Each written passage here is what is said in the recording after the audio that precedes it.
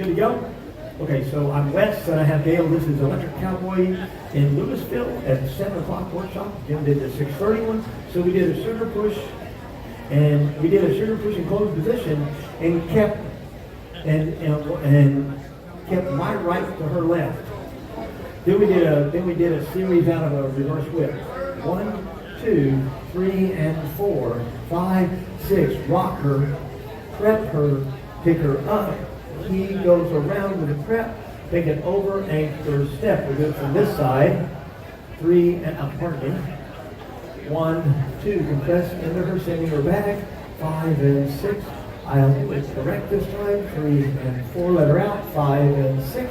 1, 2, 3 and 4, 5, 6.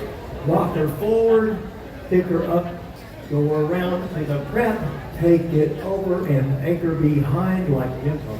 Cool. Thank you, baby. Thank you guys very much. Remember to take care of your bartender and your waitresses, please. They certainly take care of us.